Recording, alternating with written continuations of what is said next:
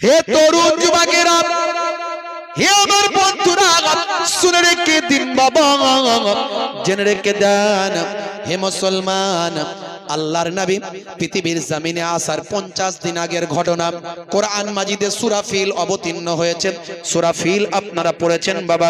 হে জওয়ান যুবকেরা, হে আমার মুরব্বিয়ানেরা, ইয়ামানের একজন বাদশা নাম হলো আব্রাহা। আপনারা জানেন, এ ওয়াজ আমি করব না ভাই আমার। আব্রাহা বাদশার ঘটনা আপনাদের জানা আছে। হে তরুণ যুবকেরা, আব্রাহা বাদশা একজন নাসারাদের একজন বিখ্যাত বাদশা। সে মক্কার উপর ঈর্ষান্বিত হয়ে নিজের দেশেতে ইয়ামানে একটা ভাই আমার ঘর তৈরি করলো, রত্ন খচিত স্বর্ণ রৌপ্য বিভিন্ন অলংকার দিয়ে একটা ভাই আমার ঘর তৈরি করলাম।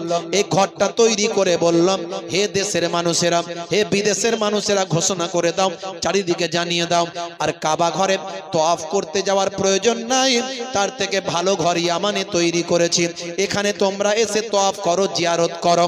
হে তরুণ যুবকেরা, হে আমার মুরব্বিয়ানেরা, এই রত্ন খচিত ঘরটা বিশাল সুন্দর করে তৈরি করলাম বাদশা আব্রাহা। আব্রাহার লাইফ হিস্টরি আমি বলতে যাচ্ছি না, অনেক বড় ঘটনা, সেদিকে যাব না।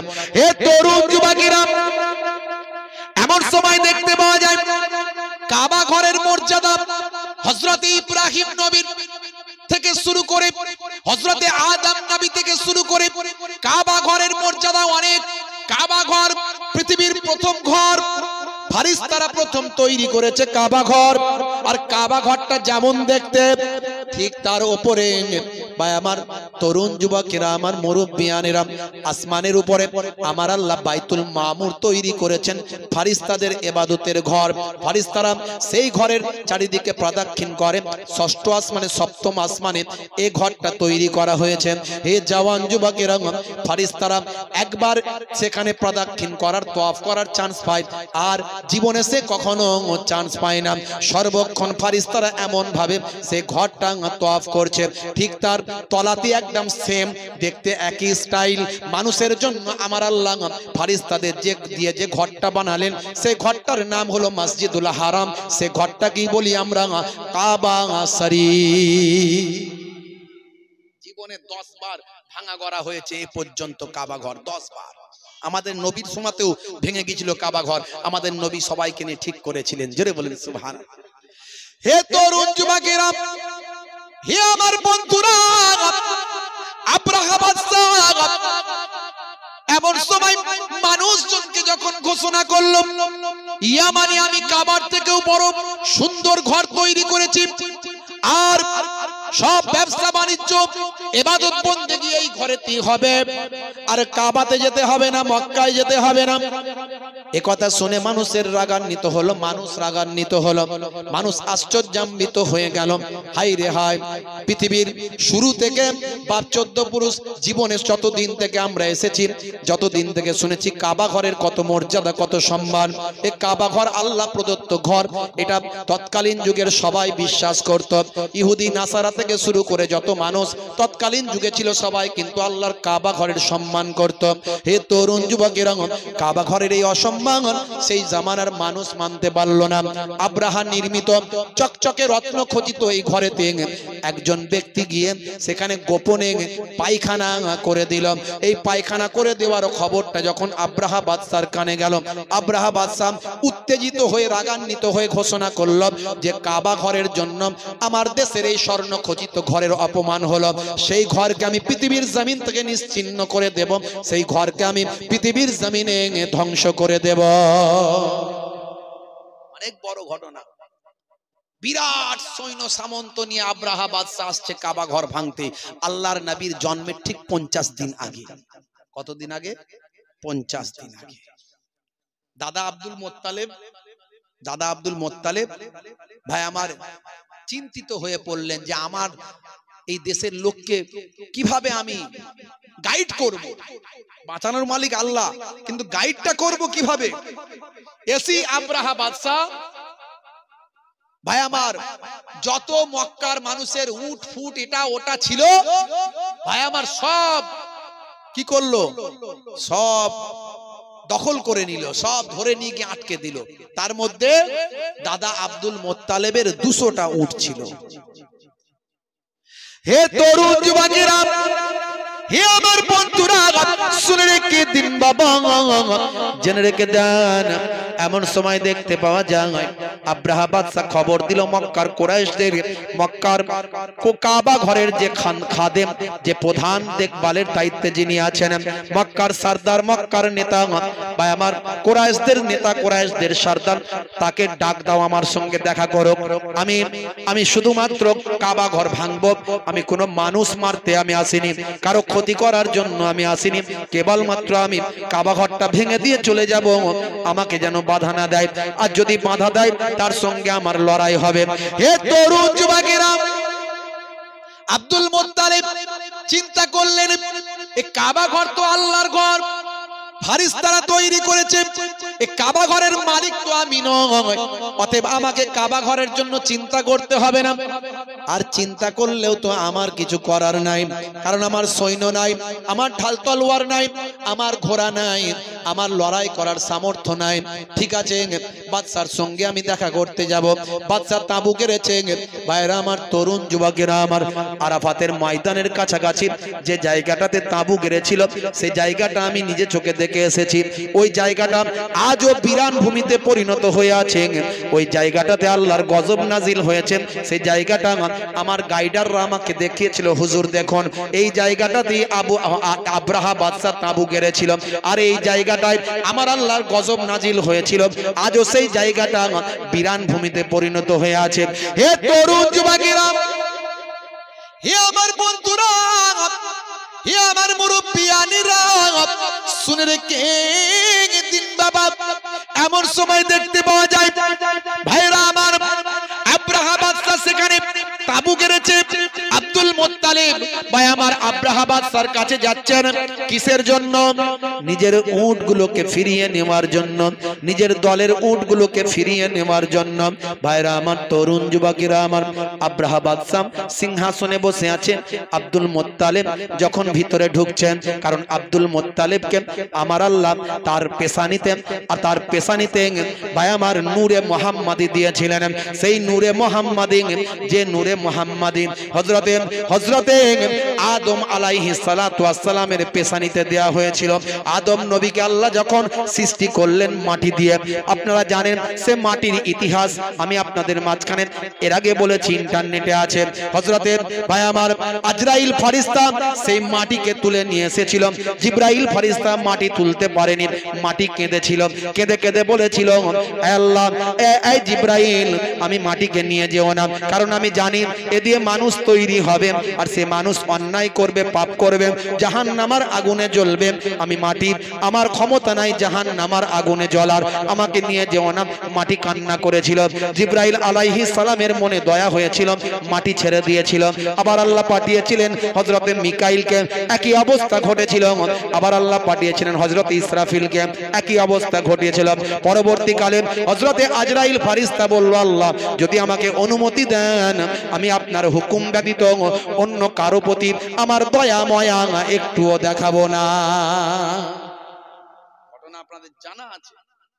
আজরাইল ফেরেশতা গিয়ে মাটি যখন তুলছে, তখন মাটি কাঁদছে, ছেড়ে দাও। বলে, আমার ছাড়ার কোনো রাস্তা নাই, তুমি এটা আমাকে জিবরাইল ফেরেশতা পাওনি, মিকাইল পাওনি, ইসরাফিল পাওনি, আমি আজরাইল। আল্লাহর হুকুম ছাড়া কিছু পরোয়া করি না। আমি কোনো দুঃখ কষ্ট সব আমার ডায়েরিতে নাই, আমার খাতায় নাই। আমি মাটি নিতে এসেছি, নেব। জোর করে মাটি নিয়ে গিয়েছিল। সেই মাটি দিয়ে আল্লাহ পুতুল তৈরি করে 40 বছর ফেলে রেখে শুকাতে লাগলেন।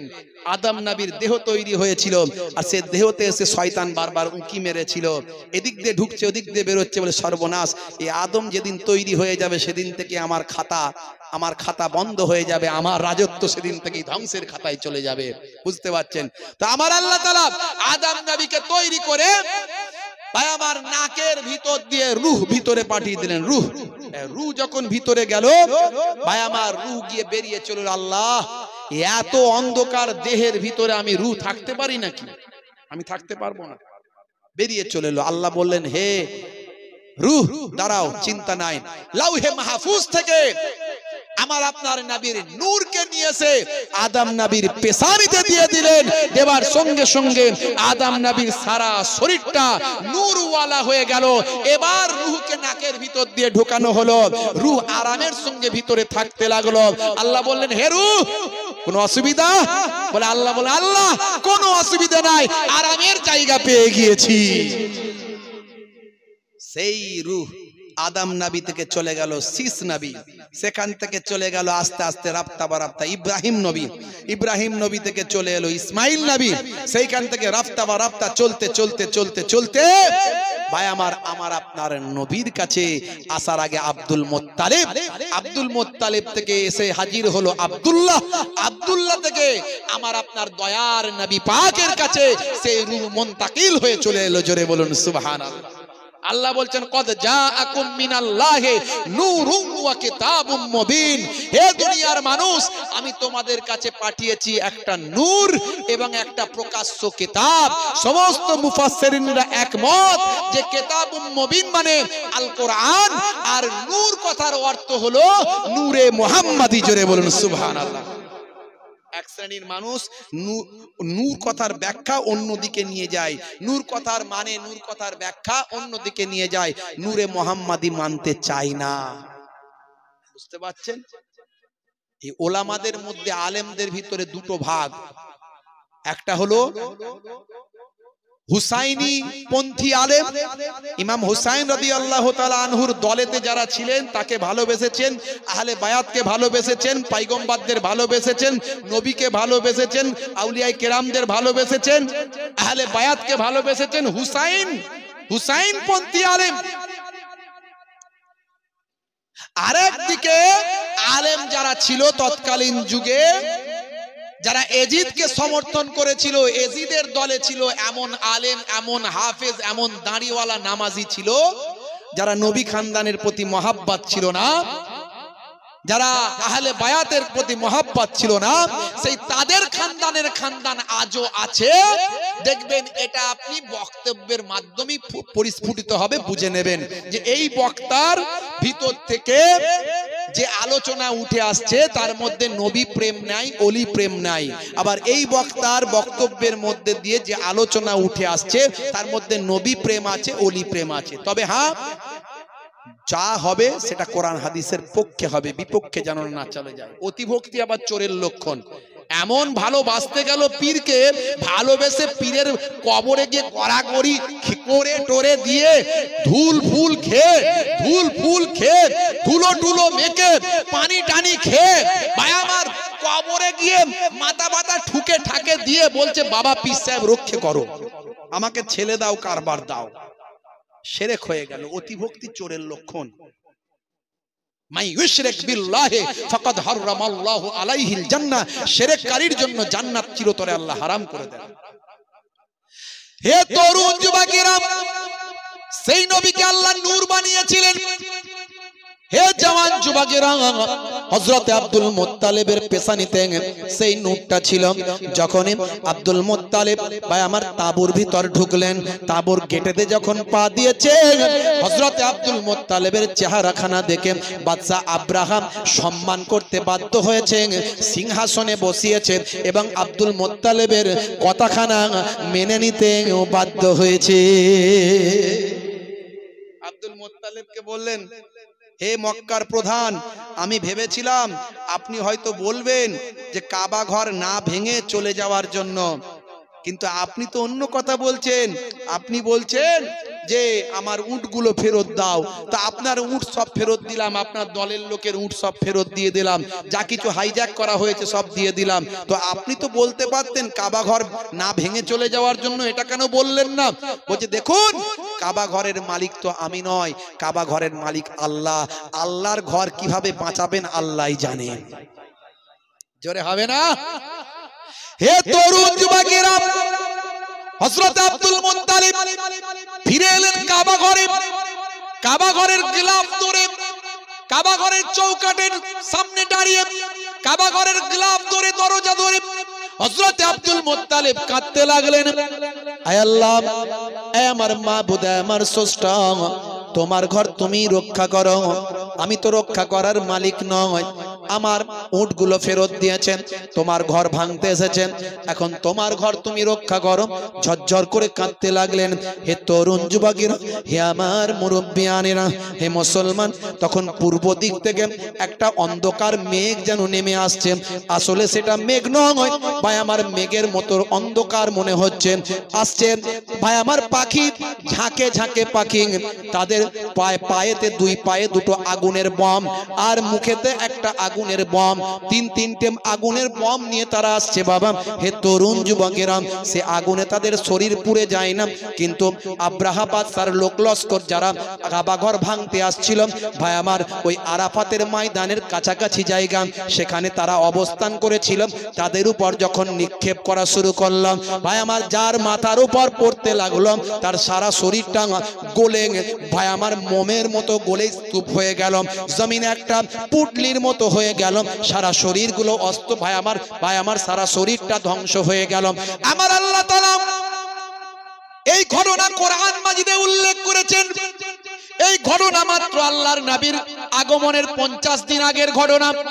নবী যখন পৃথিবীতে এসেছেন তখনও মানুষের মুখে মুখে এই ঘটনা, মানুষের মুখে মুখে ভাই আমার প্রচার হতো। আর সে কথা আল্লাহ রাব্বুল আলামিন কোরআন মাজিদে জানিয়েছেন। সূরার নাম হলো সূরা ফিল। বিসমিল্লাহির রহমানির রহিম। আলাম তারা কাইফা ফাআলা রাব্বুকা বিআসহাবিল ফিল। আলাম তারা, আপনি কি লক্ষ্য করেননি, দেখেননি কেমন কি আচরণ করেছিলাম, কি আচরণ করেছিল আপনার প্রভু হস্তি বাহিনীর সঙ্গে। কাইফা ফাআলা রাব্বুকা বিআসহাবিল ফিল, আসহাবে ফিল হস্তি বাহিনীর সঙ্গে আপনার প্রভু কি আচরণ করেছিল। আলাম ইয়াজআল কায়দাহুম ফি তাদলিল ওয়া আরসালা আলাইহিম তায়রান আবাবিল। আপনার প্রভু কি তাদের সমস্ত চক্রান্তকে ব্যর্থ করে দেননি। ওয়া আরসালা আলাইহিম তায়রান আবাবিল, এবং তিনি তাদের উপর প্রেরণ করেছিলেন তায়রান আবাবিল, ঝাঁকে ঝাঁকে পাখি, ঝাঁকে ঝাঁকে পাখি তাদের উপর প্রেরণ করেছিলেন। তারমিহিম বিহিজারাতিম মিন সিজিল, তারা নিক্ষেপ করেছিল পাথর কাকর, উপর থেকে বুলেটের মতো অগ্নিময় পাথর, অগ্নিময় কাকর, যেন আগুনের বম তাদের উপর নিক্ষেপ করেছিল। তারমিহিম বিহিজারাতিম মিন সিজিল ফাজআলাহুম কাসফিম মাকুল, তারা সকলেই চর্বিত ঘাসের মতো স্তূপে পরিণত হয়েছিল। আল্লাহর নবীকে আমার আল্লাহ জানিয়ে দিলেন, হে তরুণ যুবকেরা, হে আমার মুরব্বিয়ানেরা, 50 বছর পর আল্লাহর নবী পৃথিবীর জমিনে অবতরণ করছেন, পৃথিবীর জমিনে আসছেন বাবা। ভাই আমার, এই সময় থেকে হযরতে আব্দুল মুত্তালিব অলৌকিক অনেক জিনিস দেখতে পেতেন। আকাশে অনেক রকম অলৌকিক ঘটনা দেখা যেত, জমিনে অনেক রকম অলৌকিক ঘটনা দেখা যেত। তাই গভীর রাত হলেই আব্দুল মুত্তালিব কাবা শরীফের ছাদের উপর উঠে যেতেন, আকাশের দিকে তাকিয়ে থাকতেন কোথায় কি দেখা যায়। এ তরুণ যুবকেরা, আল্লাহর নবীর জন্মের একদিন আগে হযরত আব্দুল মুত্তালিব দেখতে পান, ভাই আমার দোস্ত আমার, আকাশটা চারিদিকে কি রকম হচ্ছে, একটা চারিদিকে একটা পরিস্থিতি অন্যরকম। ভাইরা আমার, তরুণ যুবকেরা, আব্দুল মুত্তালিব প্রত্যেকদিন রাতের বেলা গভীর রাত্রিতে সবাই যখন নিঝুম কাবা ঘরের উপরে উঠে আকাশের দিকে তাকিয়ে থাকতেন। যেদিন আল্লাহর নবীর জন্ম হয়েছে বাবা, পৃথিবীর জমিনে আগমন করেছেন, সেই দিন আব্দুল মুত্তালিব দেখলেন, ভাই আমার দোস্ত আমার, পশ্চিম দিকটা পূর্ব দিকটা ভাই আমার আকাশটা আলোয় আলোকিত হয়ে গেছে, সারা পৃথিবীটা একটা দিন হয়ে গেছে, একটা জ্যোতির্ময় হয়ে গেছে। আব্দুল মুত্তালিব অবাক হয়ে গেল ভাই আমার, তিনি বুঝতে পারলেন এই আলোর ছোটা জমিন থেকে আকাশে যাচ্ছে, জমিন থেকে এত আলো আকাশে বের হচ্ছে, আকাশটা আলোয় আলোকিত হয়ে গেছে। হে তরুণ যুবকেরা, আব্দুল মুত্তালিব চিন্তা করলেন কিছু একটা ঘটনা ঘটছে। সঙ্গে সঙ্গে কাবা ঘরের ওপর থেকে নিচের দিকে নেমে আসলেন, সিঁড়ি দিয়ে যখন নামছেন বাবা, ভাই আমার একটা ভূমিকম্প লক্ষ্য করছেন, যেন জমিনটা ভূমিকম্পে কাঁপতে লাগলো, থরথর করে যেন জমিনটা কাঁপছে। কাবা শরীফ থেকে যখন নেমে আসছেন ভাই আমার, দেখতে পেলেন কাবা ঘরের ভিতরে বড় বড় যে সমস্ত খোদাগুলো রাখা হয়েছিল, লাত বালাত ও জামানাত, বিভিন্ন খোদাগুলো রাখা হয়েছিল, অটোমেটিক এই ভূমিকম্পে সব থরথর করে কাঁপতে কাঁপতে জমিনে পড়ে সেগুলো চুরমার হয়ে যাচ্ছে, ভেঙে যাচ্ছে। আব্দুল মুত্তালিব বুঝতে পারছেন একটা অলৌকিক ঘটনা নিশ্চয় ঘটছে, আকাশটা আলোকিত হয়েছে, নিশ্চয় এটা মক্কার কোনো ঘর থেকে আলোটা বের হয়ে আসছে। ভালো করে নিচে নেমে আসলেন, জমিনের দিকে তাকিয়ে দেখলেন আলোর ছটাটা কোনখান থেকে বের হচ্ছে। দেখেন এটার অন্য কারো ঘর নয়, এটা তো আমার সেই নিজের ঘর, যে ঘরেতে আম্মা জান আমিনা যে ঘরে আছে।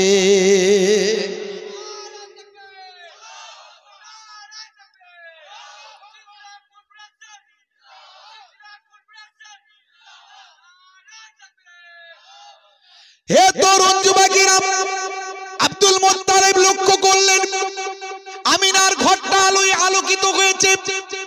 আমিনার ঘরেতে একটা নূর নেমে এসেছে, সেই নূরটার অন্য কিছু নয়, আমিনার ঘরটা নূর নূর হয়ে গেছে, আমিনার ঘরটা নূরওয়ালা হয়ে গেছে। সেই নূরটার অন্য কিছু নয়, সেই নূরটা হলো নূরে মুহাম্মাদি। আমার নবীর জন্ম হয়েছে বাবা, এই জন্মের বৃত্তান্ত অনেক আছে, আমি বলছি না। ভাইরা আমার, তরুণ যুবকেরা আমার, কাবা শরীফের ভাই আমার, কাবা শরীফের চৌকাঠে, কাবা শরীফের সামনে আব্দুল মুত্তালিব সে বছরে যত বাচ্চাদের জন্ম হয়েছে সবাইয়ের নামগুলো মক্কার প্রধান হিসাবে তিনি রাখেন। আর মক্কার প্রধান হিসাবে তাদের নামগুলো রাখতে হয় ভাই আমার, তাদের বিশ্বাসের উপর রাখতে হয়। তারা যাকে খোদা বলে মানে, কারো নাম লাত, কারো নাম হোবালাত, কারো নাম উজ্জা, কারো নাম মানাত, এইভাবে নামগুলো রাখা হয়। কিন্তু নিজের নাতির নামটা যখন আব্দুল মুত্তালিব রাখলেন, সঙ্গে সঙ্গে তার জবান থেকে বেরিয়ে এলো মুহাম্মদ মুহাম্মদ। সবাই তো অবাক, নিজের নাতির নামটা মুহাম্মদ কেন হলো? এটা আবার কেমন নাম? জীবনে কোনোদিন লোকে এই নাম শোনেনি, এরকম নাম কেন হলো? লোকে গুঞ্জন করছে, হে মক্কার প্রধান, আপনি এরকম নাম কেন রাখলেন? আমাদের তো সব যারা আমরা যাদেরকে খোদা বলে মানি, প্রভু বলে মানি, তাদের নামে নাম হয়, আপনি এই নামটা কেন রাখলেন? তখন আবু তালিব, যোগ্য পিতা, যোগ্য সন্তান, যোগ্য উত্তরসূরি, আবু তালিব বলেন, এই মক্কার প্রধান আমার আব্বা, তার মুখ থেকে যে নাম বেরিয়ে গেছে সেই নামই থাকবে, এই নাম নিয়ে আর কোনো কথা হবে না। বলার সঙ্গে সঙ্গে সবাই আবার আনন্দ ফুর্তি করতে শুরু করে দিল। দয়ার নবী বড় হতে লাগলেন, 12 বছর বয়স। আল্লাহর নবী, আল্লাহ রাসূল চাচা আবু তালেবের সঙ্গে সিরিয়া গেছেন। ভাই আমার, সিরিয়ায় গেছেন, সেখানেও মানুষ চিনতে পেরে গেছে ইনি হবেন পরবর্তীকালের পথ প্রদর্শক, আখেরি জামানার পয়গম্বর। জোরে বলুন সুবহানাল্লাহ। হে তরুণ যুবকেরা, সিরিয়ায় যাবেন, এমন সময় রাস্তায় বহু দূর চলে গেছেন। আল্লাহর নবী থাকার কারণে চাচা আবু তালেবের অনেক উন্নতি হচ্ছে, অনেক কিছু অলৌকিক ক্ষমতা দেখা যাচ্ছে। মাঝখানে পথেতে দেখতে পাওয়া যায় বহু দূর যাবার পর বাবা একটু রেস্টের প্রয়োজন। মরুভূমি ধুধু করছে, কোনো বা আমার কোনো গাছপালা নাই, কোনো বাগান নাই, কোনো থাকার জায়গা নাই, কোনো ব্যবস্থাপনা নাই। হে তরুণ যুবকেরা, বহু দূরে একটা জর্ডানের বুকে একটা জায়গা আছে ভাই আমার, দোস্ত আমার, মাফরাক প্রদেশের হে জওয়ান যুবকের একটা জায়গা। এই জায়গাটাই ভাই আমার মরুভূমির উপর একটা কেবল গাছ দাঁড়িয়ে আছে। সেই গাছেতে কোনো পাতা নাই, কোনো ডালপালা তেমন কিছু নাই, কিন্তু সেই গাছের তলাতে গেলেও অন্তত গাছের ডালের ছায়াটা একটুখানি পড়বে।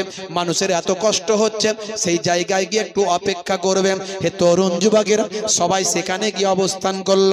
এমন সময় দয়ার নবী রাহমাতুল লিল আলামিন, কিশোর নবী, ছোট্ট নবী আমার, সে গাছের তলায় যখন গেলেন, আমার দয়ার নবী কষ্ট পাচ্ছেন, আমার আল্লাহ সহ্য করতে পারলেন না। সেই সময় ওই গাছেতে ডালপালা অটোমেটিক তৎক্ষণাৎ আমার আল্লাহ ভরপুর করে দিলেন।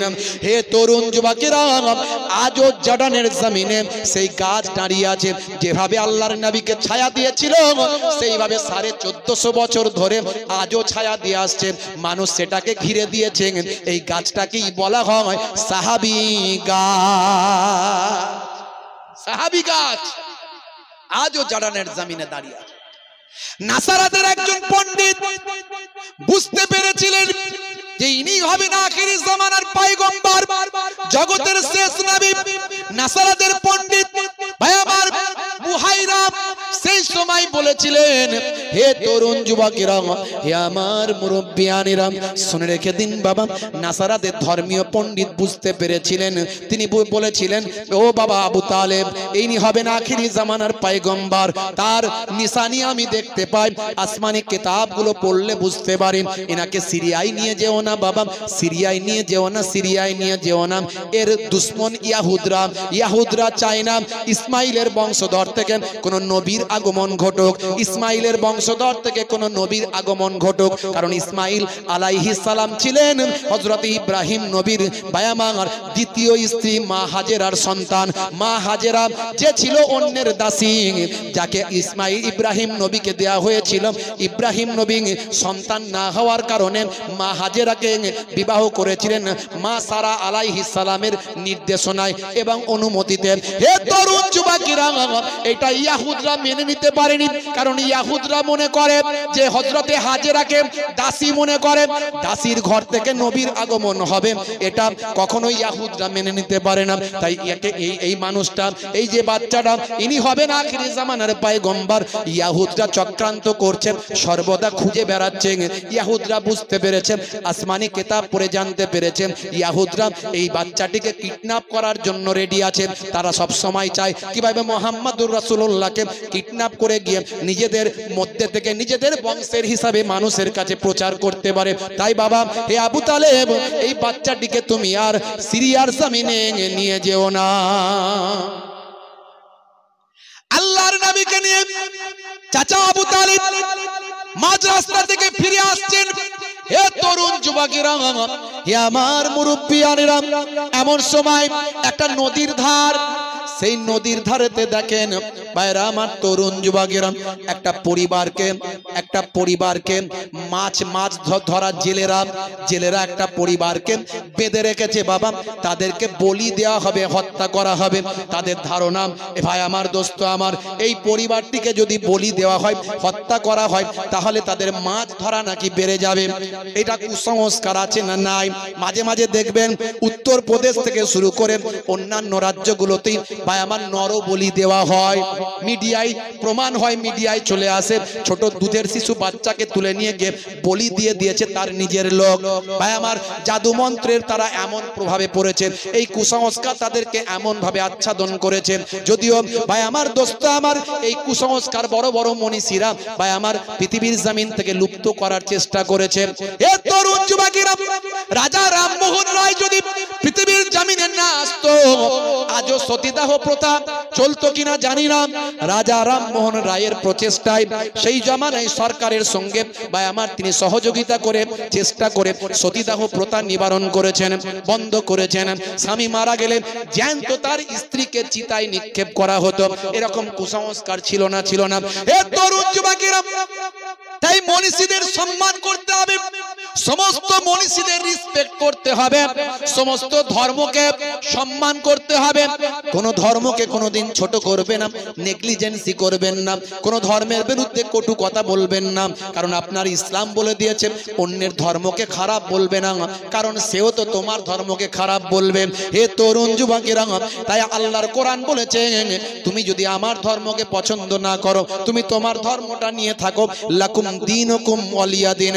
হে তরুণ যুবকেরা, হে আমার মুরব্বিয়ানেরা, শুনে রেখে দিন বাবা, জেনে রেখে দেন, হে মুসলমান, 1450 বছর আগে নবী আমার তখন কিশোর নবী। সেই সময় দয়ার নবী আমার সতীদাহ প্রথা বন্ধ করেছিলেন। সেই সময় দয়ার নবী আমার ভাই আমার নরবলি প্রথা বন্ধ করেছিলেন। 1450 বছর আগে আল্লাহর নবী দো জাহানের বাদশা হাবিবুল্লাহ জনাবে মুহাম্মদুর রাসূলুল্লাহ সাল্লাল্লাহু আলাইহি ওয়াসাল্লাম সেই নদীর পারে এসে হাজির হলেন।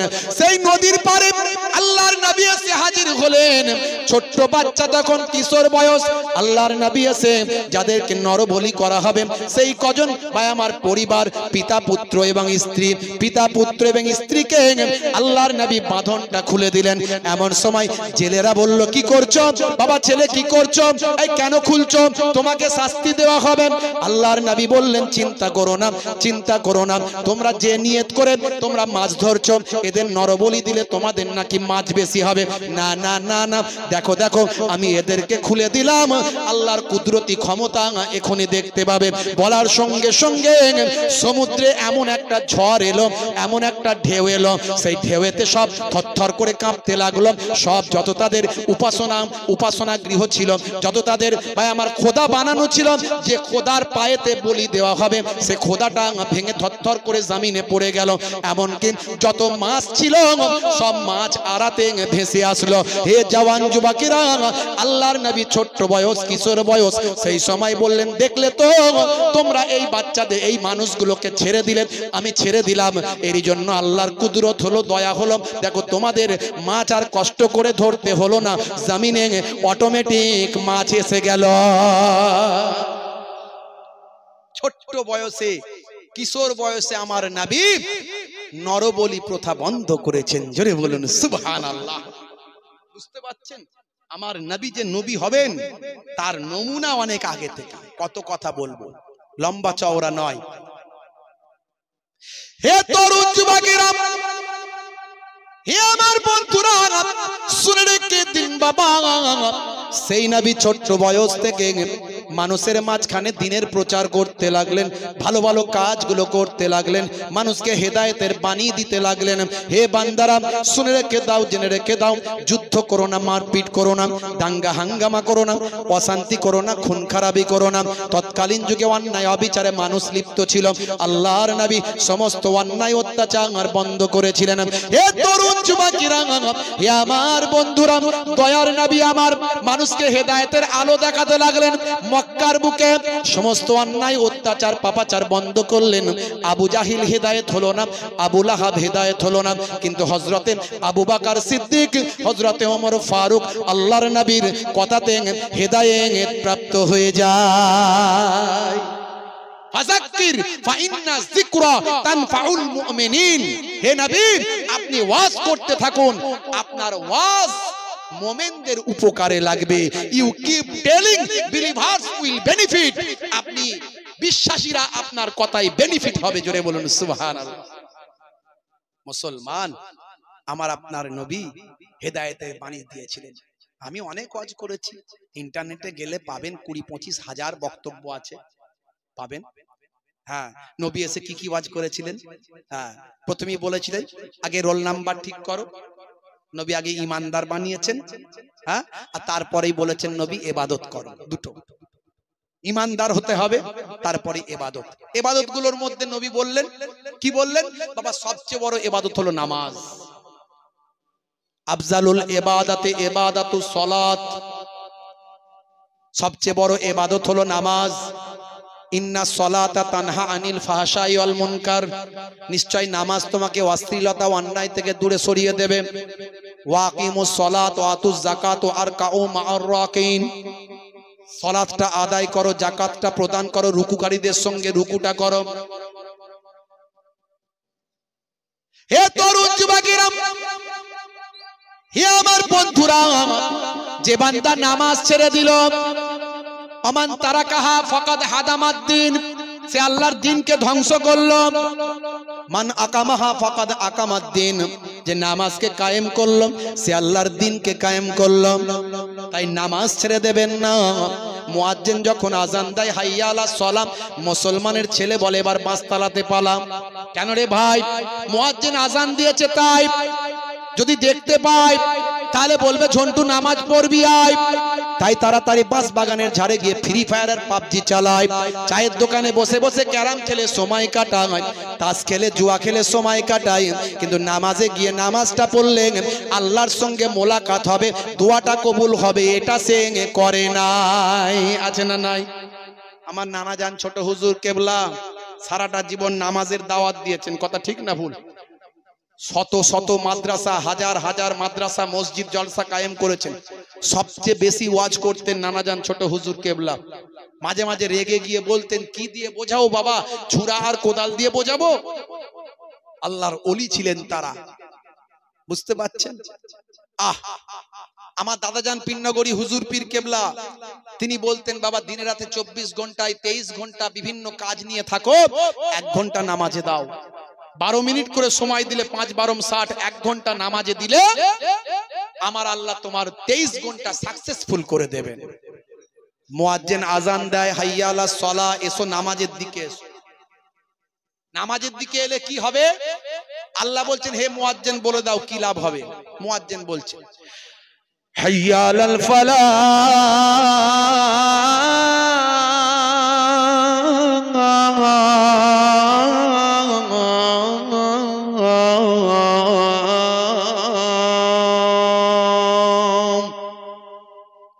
নামাজে এলে আমি আল্লাহ তোমাকে কামিয়াবি দান করে দেব। জোরে হবে না? আর জোরে হবে না? ওয়াক্ত যে হলো ওযু করো মসজিদে চলো, ওয়াক্ত যে হলো ওযু করো মসজিদে চলো, খোদার হুকুম পালন করো নামাজটা পড়ো, ওয়াক্ত যে হলো ওযু করো মসজিদে চলো। জোরে হবে না? জোরে হবে না? আর জোরে হবে না? দরুদ শরীফ আল্লাহুম্মা সাল্লি আলা। ভাই এসে গেছেন নাকি না আসেনি? আমি চোখ বন্ধ করে ওয়াজ করি, কিছু বুঝতে পারিনি। আবার এসেছেন না আসেননি? এসেছেন মাশাআল্লাহ। কিছু সময়ের মধ্যেই চলে আসবেন। আমাকে একটু আসার আগে 10 মিনিট 5 মিনিট আগে একটু নক করে দেবেন। ওয়াক্ত যে হলো ওযু করো মসজিদে চলো, খোদার হুকুম পালন করো নামাজটা পড়ো, ওয়াক্ত যে হলো ওযু করো মসজিদে চলো, দিন রাতে 5 ওয়াক্ত নামাজ পড়লে পাবে ভাই জান্নাত। জোরে হবে না? ফজরের সময় হলে মসজিদে যাও তুমি চলে, ফেকো না বিছানায় শুয়ে, খোদা দেন রহমত ঢেলে। আর জোরে হবে না? জোহরের সময় হলে কাজটা দাও তুমি ছেড়ে, কিছু সময় দাও নামাজে, সফলতা আসবে চলে। ওয়াক্ত যে হলো ওযু করো মসজিদে চলো, খোদার হুকুম পালন করো নামাজটা পড়ো, ওয়াক্ত যে হলো ওযু করো মসজিদে চলো।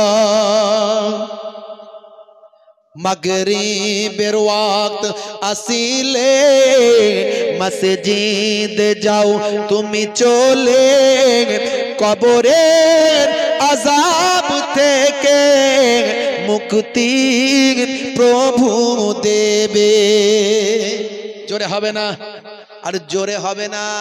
এই নামাজের কথা বলছি বলে কি আওয়াজ কম নাকি? হুজুর ওইটা বাদ দিয়ে বললে ভালো হতো না? হ্যাঁ, নামাজ পড়ার কথা বললি গন্ডগোল। হুজুর নামাজ আমরা পড়ি, আবার কেউ কেউ বলে হুজুর নামাজ না পড়লেও ঈমান আমার পাক্কা আছে না নাই? আর নামাজ ছেড়ে দিয়ে জান্নাতে যাবে গ্যারান্টি কেউ দিতে পারবে না। নামাজ আপনাকে পড়তেই হবে। হ্যাঁ, এশার সময় হলে অবহেলা না তুমি করে, নামাজে যাও তুমি চলে, কবরে মুক্তি পাবে। ওয়াক্ত যে হলো ওযু করো মসজিদে চলো, খোদার হুকুম পালন করো নামাজটা পড়ো, ওয়াক্ত যে হলো ওযু করো মসজিদে চলো। জোরে হবে না? জোরে হবে না? ভাইরা আমার, বড় ইবাদত নবী বড় আমাল, বড় ইবাদতের কথা, নামাজের কথা বললেন। আসসালাত আসসালাত ওয়া মা মালাকাত আইমানুকুম। হে সাহাবীরা, হে ঈমানদারেরা, নামাজ নামাজ। ইন্তেকালের আগে নবী আমার নামাজের কথা বারবার বললেন, নামাজ ছাড়বেন না। সুন্নতগুলোর কথা বললেন। একদিকে বড় ইবাদত নামাজ, রোজা, হজ, যাকাত, আর একদিকে ছোট ছোট ইবাদত সুন্নাত। আমি অনেক সুন্নতের কথা বলেছি। বসে পানি পান করা সুন্নাত, চেটে পচে খাওয়াটা সুন্নাত। ভাই আমার, দোস্ত আমার, আমার নবী কত বড় মহাবিজ্ঞানী একটু ভাবুন।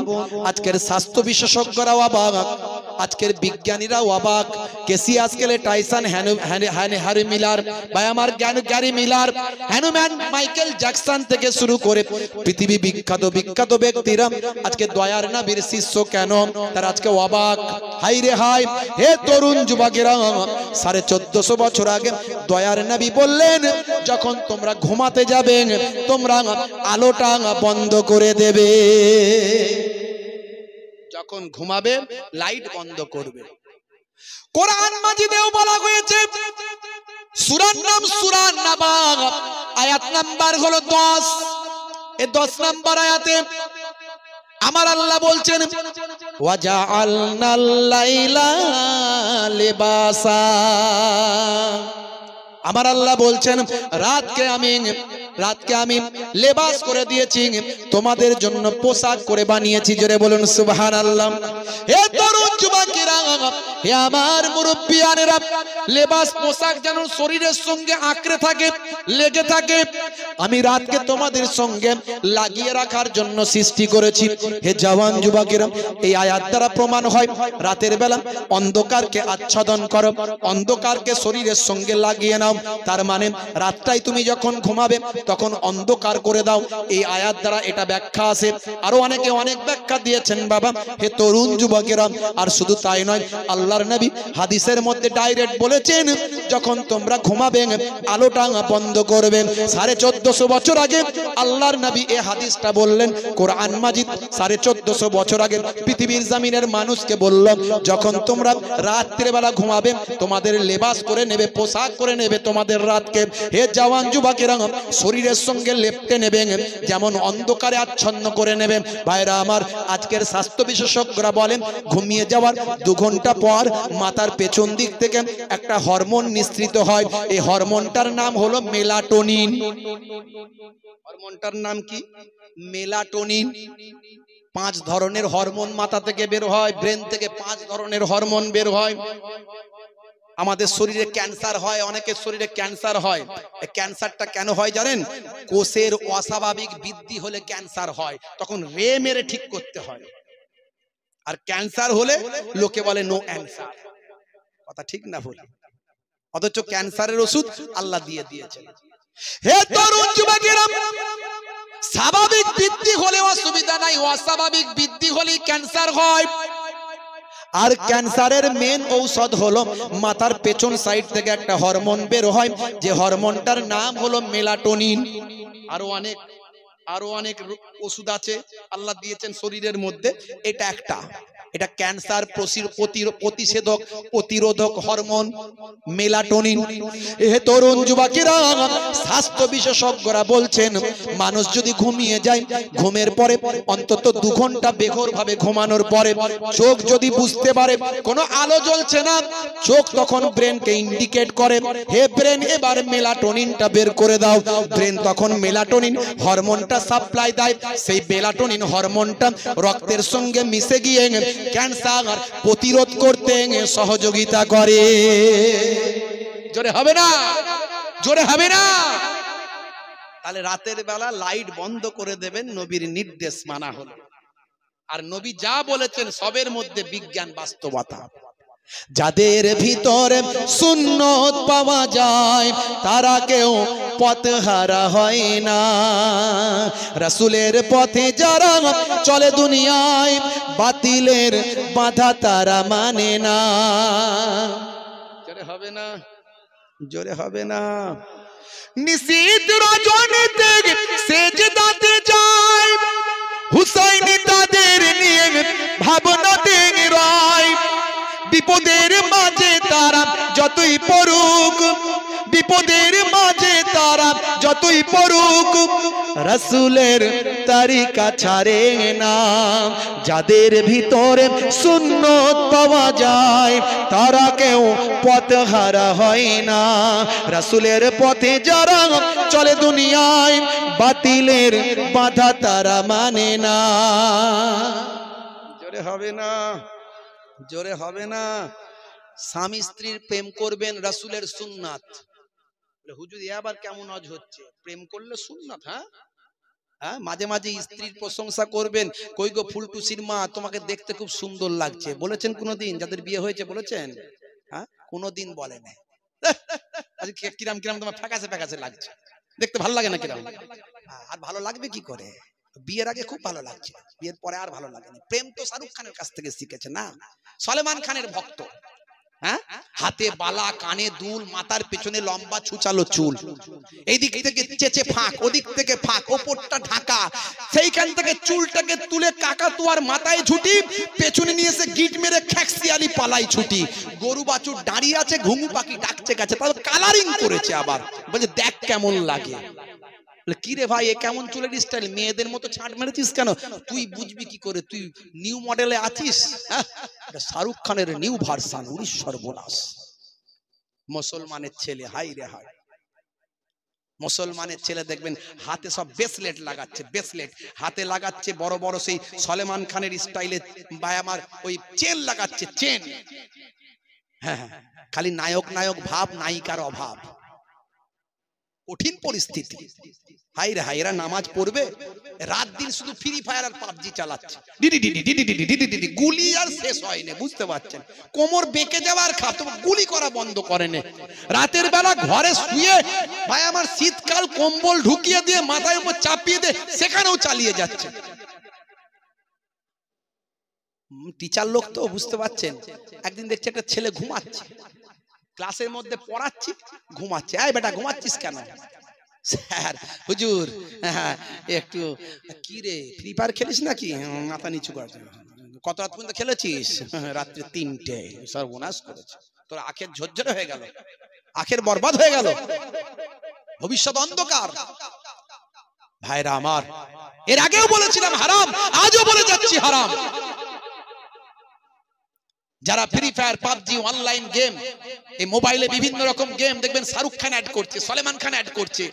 কোথায় আদানি আম্বানি, ভাই আমার মুকেশ আম্বানি, তার বউ নীতা আম্বানি, তার ছেলে অনন্ত আম্বানি, সে বলছে আমার বিয়ের খুশিতে এই গেমটা ছাড়া হলো, খেললি এত টাকা। বাপ রে বাপ। সচিন টেন্ডুলকার একজন ভালো খেলোয়াড় ছিল, আজও খেলোয়াড় আছে, তার সম্মান আছে, সেও দেখছি অ্যাড করছে, বলছে এই গেমটা খেললে অনেক ইনকাম। বুঝতে পারছেন? লাইফকে শেষ করে দিচ্ছে পাইপ দিয়ে, একদম আখের বরবাদ। মনে রাখবেন, ইসলামে গেম হলো হারাম। এই সমস্ত অনলাইন গেম যেগুলো নেশা করে দেয়, নেশা ইসলামে হারাম। এগুলো ভাই আমার যে খরচগুলো হচ্ছে, এগুলো সব অতিরঞ্জিত খরচ, এগুলো সব অপচয় খরচ। কোরআন মাজিদ বলেছে, আল্লাহ রাব্বুল আলামিন জানিয়েছেন, ইন্নাল মুবাজ্জিরিনা কানু ইখওয়ানা শায়াতিন। অপচয় খরচাকারী হলো শয়তানের ভাই। যারা এই অপচয়, ইন্টারনেট খরচা, অপচয় সময়ের খরচা, মোবাইলের খরচা, চার্জ খরচা, অপচয় পয়সা খরচা, বুদ্ধি খরচা, বিবেক খরচা, ভাই আমার এই অপচয় করছে, শিক্ষা থেকে চ্যুত হচ্ছে, শিক্ষাচ্যুত, পিতামাতার অবাধ্য, কাজ কারবার চ্যুত। এই অপচয় করার কারণে একে তো হারাম, কুল্লু মুসকারিন হারাম, প্রত্যেক নেশা হলো হারাম। এই যারা অনলাইন ফ্রি ফায়ার, পাবজি খেলছে, হারাম তো করছে, হারাম কাজ করছে, তার সঙ্গে সঙ্গে শয়তানের ভাইয়ে পরিণত হচ্ছে, শয়তানের ভাইয়ে পরিণত হচ্ছে। আমি আজকে বলে দিয়ে গেলাম, বাবা মার ভাইরা আমার, free fire, online PUBG game খেলে নিজেদের আখেরকে বরবাদ করবেন না, নিজেদের ভবিষ্যৎকে অন্ধকার করবেন না। যুবকেরা, তোমাদের লাইফ তৈরি করতে হবে, শিক্ষার দিকে এগিয়ে এসো। তোমার মধ্যে যে ক্রিয়েটিভিটি, তোমার মধ্যে যে অ্যাক্টিভিটিস, তোমার মধ্যে যে নলেজ, সেই নলেজকে কাজে লাগাও। নলেজকে কাজে লাগিয়ে ইমাম সাহেবের ছেলে এপিজে আব্দুল কালাম হয়েছিল, কথা ঠিক না ভুল? যাকে ভারতের মিসাইল ম্যান বলা হয়, যিনি না ভারতে এলে পরমাণু বোমা আজকে ভারতে তৈরি হতো কিনা জানি না, যার কারণে আজকে পৃথিবীর পরমাণু দেশসমূহের মধ্যে ভারত মাথা উঁচু করে গর্বের সঙ্গে তাকিয়ে আছে, দাঁড়িয়ে আছে। সেই আই লাভ মাই ইন্ডিয়া, আমি প্রাউড ফর মাই ইন্ডিয়া, আমরা গর্বিত। আমাদের এপিজে আব্দুল কালাম একজন মুসলমান ঘরের সন্তান, জোরে বলুন সুবহানাল্লাহ। তোমার মধ্যে সে ক্রিয়েটিভিটি অ্যাক্টিভিটিস আছে, তুমি শিক্ষার দিকে নলেজটাকে এগিয়ে নিয়ে যাও। ভাইরা আমার, মুসলমান, আমার নবীর সুন্নত গুলোকে মেনে চলার চেষ্টা করো। আপনার স্ত্রীর সঙ্গে প্রেমালাপ করবেন নবীর সুন্নত, স্ত্রীর প্রশংসা করবেন, ছোট ছোট কাজগুলো করবেন স্ত্রীর সঙ্গে, খুঁটিনাটি কাজগুলো করে দেবেন মাঝে মাঝে সময় পেলে, মাঝে মাঝে ঘরটা ঝাড়ু দেবেন, মাঝে মাঝে ঘরটা ঝাড়ু দেবেন। করোনা কভু ভিখারি আমায় দুনিয়ার মানুষের দুয়ারে, দুনিয়ার মানুষের দুয়ারে। আল্লাহুম্মা সাল্লি আলা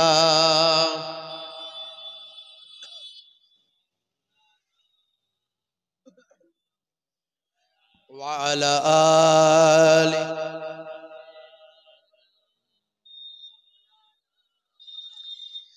হে আমার ইসলামী ভাই, হে আমার ইসলামী ভাই, হে আমার ইসলামী ভাই, হে আমার ইসলামী ভাই, চলো চলে যাই দূর মদিনায়। হে আমার ইসলামী ভাই, হে আমার ইসলামী ভাই, হে আমার ইসলামী ভাই।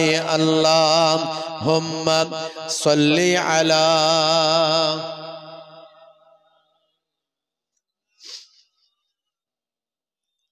ওয়া আলা আলি সাইয়্যিদিনা। আজকের যুগটা কোথায় যে নেমেছে তা আমাদের কি মনেতে জেগেছে? কোথায় গেলে ওই শান্তি পাওয়া যায়, সে আলোচনাতে সবাই যে মেতেছে। দেখো আজ দুনিয়ায় কি সব চলছে, মদ জুয়া গানেতে মুসলিম নাচছে। হে আমার ইসলামী ভাই, হে আমার ইসলামী ভাই, হে আমার ইসলামী ভাই, হে আমার ইসলামী ভাই। আল্লাহুম্মা সাল্লি আলা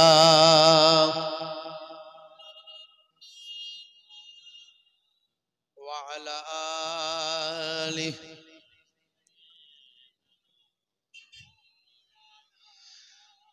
নামাজ ছেড়েছে, ধর্ম ভুলেছে, সিগারেট শুধু নয় মদ তারা চুমেছে, কথা ঠিক না ভুল বলেন? নামাজ ছেড়েছে, ধর্ম ভুলেছে, সিগারেট শুধু নয় মদ তারা চুমেছে। কোথা গেল সেই দিন হযরত ওমরের হুঙ্কার, মাতালেরা মদ খাওয়া তখনই ছেড়েছে। ইসলামিক কালেমা তারা সব পড়েছে, ইসলামী জয়গান তারা সব গেয়েছে। হে আমার ইসলামী ভাই, হে আমার ইসলামী ভাই, হে আমার ইসলামী ভাই, হে আমার ইসলামী ভাই। আল্লাহুম্মা সাল্লি আলা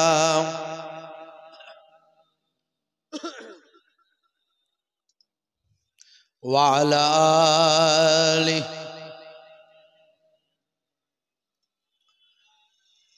मुझे कोफा वाले मुसाफिर न समझो, मैं आया नहीं हूँ बुलाया गया हूँ मुझे कोफा वालों मुसाफिर न समझो मैं आया नहीं हूँ बुलाया गया हूँ अल्लाहुम्मा सल्ली अला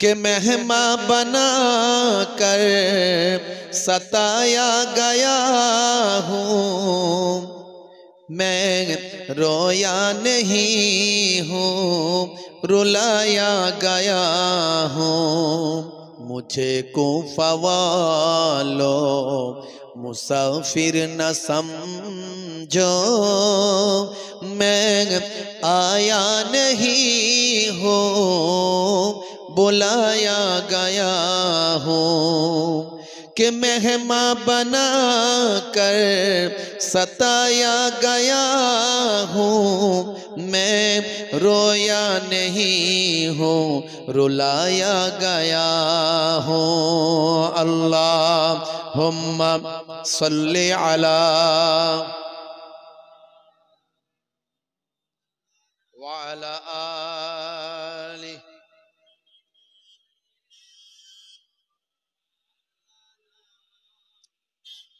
रसूल तुमी दयार सागर हबीब अल अमीन रसूल तुमी दयार सागर हबीब अल अमीन তোমার দয়াই পূর্ণ হলো সারা পৃথিবী জোরে হবে না জোরে হবে না তোমার দয়াই পূর্ণ হলো সারা পৃথিবী তুমি করলে দুঃখ মোচন দুঃখী মহিলাদের তুমি দিলে অধিকার ফিরিয়ে তাদের তোমার কাছে ঋণী সবাই তোমার কাছে ঋণী সবাই আমরা প্রতিদিন তোমার দয়াই পূর্ণ হলো সারা পৃথিবী তোমার দয়াই পূর্ণ হলো সারা পৃথিবী আল্লাহুম্মা সাল্লি আলা ওয়া আলা আলি তাড়াতাড়ি করো ভাই ঠিক আছে আমাকে ডেকে নাও নবী দো জাহান আমি যে তোমার গো মদিনার গোলাম জোরে হবে না জোরে হবে না আমাকে ডেকে নাও নবী দো জাহান আমি যে তোমার গো মদিনার গোলাম তোমারি নামটা মনেতে এঁকেছি তোমারি ফুল দিয়ে মালা গেঁথেছি তোমারি নামটা মনেতে এঁকেছি তোমারি ফুল দিয়ে মালা গেঁথেছি তোমারি ইশকে আমি যে ডুবেছি তোমারি সাফাত আমি যে চেয়েছি জোরে হবে না আমাকে ডেকে নাও নবী দো জাহান আমি যে তোমার গো মদিনার গোলাম আল্লাহুম্মা সাল্লি আলা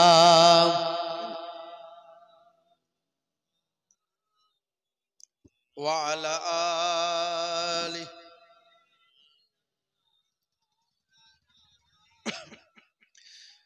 তুমি যে এ ধরাই নিয়ে এলে শান্তি লাখো কোটি হৃদয়ে পেল যে প্রশান্তি তুমি যে এ ধরাই নিয়ে এলে শান্তি লাখো কোটি হৃদয়ে পেল যে প্রশান্তি তোমারই নামেতে কলম ধরেছি তোমারই নাত আমি কণ্ঠে গেয়েছি আমাকে ডেকে নাও নবী দো জাহান আমি যে তোমার গো মদিনার গোলাম আল্লাহুম্মা সাল্লি আলা